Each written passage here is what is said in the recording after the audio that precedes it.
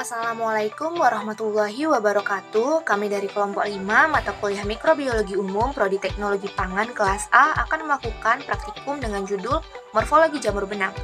Adapun tujuan dari praktikum ini adalah untuk mengetahui morfologi jamur benang pada nasi, roti tawar, dan tempe. Perkenalkan, nama saya Intan Mustikasari dengan NIM 210305019 dari Prodi Teknologi Pangan kelas A. Jamur merupakan salah satu mikroorganisme yang sering kita temukan selain bakteri. Peranan jamur dalam kehidupan manusia sudah sangat dikenal karena hidupnya yang kosmopolitan. Keberadaan jamur yang dapat berada di mana saja ini tentunya tidak selalu mendatangkan keuntungan. Hal ini didukung pula dengan ciri heterotrof dan ketiadaan klorofil pada struktur tubuhnya, sehingga jamur harus mempertahankan hidup dengan memanfaatkan zat-zat yang terdapat pada organisme tempat hidupnya. Di negara tropis seperti Indonesia, pertumbuhan dan perkembangan jamur dapat terjadi sangat pesat akibat pengaruh dari suhu dan kelembapan.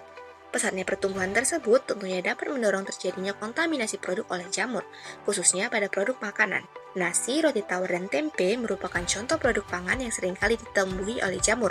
Jamur-jamur yang tumbuh tersebut termasuk ke dalam kelompok jamur benang yang biasanya muncul ketika produk makanan sudah memasuki masa simpan yang terlalu lama. Menurut Suryani DKK 2020, jamur benang termasuk ke dalam jamur kontaminan apatogen yang banyak terdapat di udara dan juga makanan yang telah basi, contohnya Aspergillus, Penicillium, Rhizopus, Fusarium, dan Saccharomyces. Perkenalkan, nama saya Anissa Fadriyah Aritonang dengan NIM 210305021 dari Prodi Teknologi Pangan kelas A. Pada hari pertama, dari segi warna atau penampakan, tekstur maupun bau, nasi belum menunjukkan adanya perubahan apapun. Pada hari kedua, dari segi warna atau penampakan dan bau, nasi juga belum menunjukkan adanya perubahan apapun. Namun, dari segi tekstur dapat terlihat bahwasanya nasi menjadi lebih berair. Pada hari ketiga, dari segi warna atau penampakan juga belum menunjukkan adanya perubahan apapun. Namun, dari segi tekstur dan bau, sudah terlihat bahwasanya nasi menjadi lebih berair dan mengeluarkan aroma gas, seperti aroma pada tape.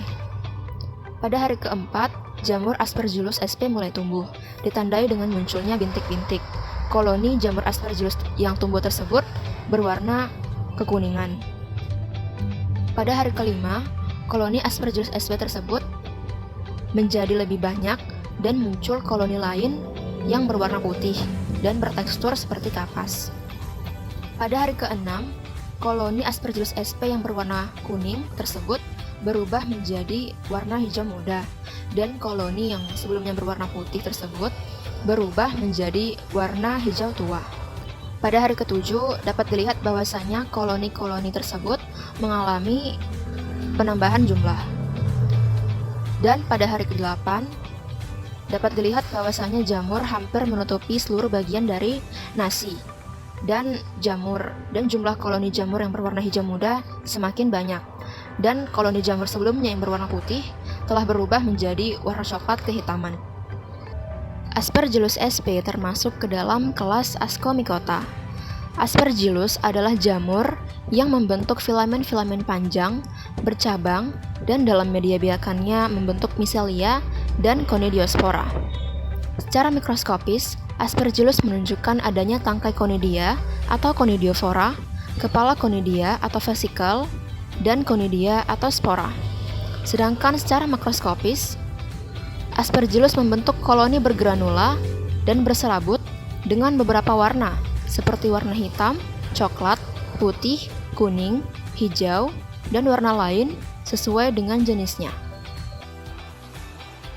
Perkenalkan, saya Gracia Serina dengan NIM 210305020 dari Ilmu dan Teknologi Pangan kelas A. Pengamatan jamur pada roti dimulai dari menempatkan roti di atas wadah terbuka yang tidak terkena cahaya matahari dan diberikan air dengan cara dipercikkan sekitar 5 ml setiap harinya. Dapat dilihat pada hari pertama dan kedua masih tidak ada tanda-tanda pertumbuhan jamur. Namun pada hari kedua, rotinya sudah mulai mengering. Pada hari ketiga, sudah mulai tampak perubahan warna pada beberapa daerah yang menjadi warna kekuningan, dan roti sudah mulai semakin mengering. Pada hari keempat, dapat dilihat dengan jelas jamur sudah mulai tumbuh di atas permukaan roti, di mana jamur yang tumbuh berwarna kehitaman dan jika dilihat dengan dekat akan berbentuk bintik-bintik kehitaman yang tumbuh di sekitar daerah yang berwarna kekuningan. Jamur semakin banyak ditemukan pada hari kelima dan ada retakan-retakan yang menandakan bahwa roti sudah semakin mengering. Berikut ini adalah penampakan jamur dari tampak samping.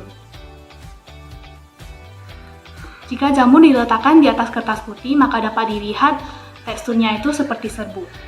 Berdasarkan ciri-ciri yang didapatkan, jenis jamur yang ditemukan pada roti memiliki persamaan ciri dengan jenis jamur Rhizopus stolonifer, atau yang sering disebut dengan black bread mold, di mana Rhizopus stolonifer merupakan kelompok jenis jamur kelas Zygomycetes yang bersifat heterotrof, tidak dapat bergerak, berserabut, dan hidup dari bahan organik. Di mana seperti yang ditunjukkan dalam struktur mikroskopis Rhizopus stolonifer memiliki hifa yang tidak bersekat, hifa yang panjang, stolon, rhizoid, dan sporangiofor. Di mana dalam satu sporangia terdapat 2-5 sporangiofor yang kemudian akan tumbuh menjadi bintik-bintik hitam yang seperti yang didapatkan dalam praktikum kali ini. Berikut ini merupakan penampakan mikroskopis dari Rhizopus stolonifer. Assalamualaikum warahmatullahi wabarakatuh. Perkenalkan, nama saya Muhammad Rehan Aulia Nasution, NIM 210305017, Prodi Ilmu dan Teknologi Pangan, kelas A, Fakultas Pertanian. Itu merupakan proses pengamatan jamur benang pada tempe. Diambil satu buah tempe, kemudian dibelah menjadi dua dan dipisahkan dari bungkusnya. Bagian jamur benang pada tempe tersebut diambil menggunakan pinset dan dikumpulkan. Jamur benang tersebut difoto di atas kertas berwarna hitam. Dari hasil pengamatan, jamur benang pada tempe terdiri dari jamur Rhizopus oligosporus dan Rhizopus oryzae, yang mana jamur tersebut tumbuh setelah kacang kedelai matang ditambahkan ragi dan dibiarkan selama 2 hari. Hasil pengamatan praktikum dari jamur Rhizopus oligosporus dan Rhizopus oryzae pada tempe dapat dilihat bahwa spora muncul setelah 3 hari atau lebih dari 72 jam.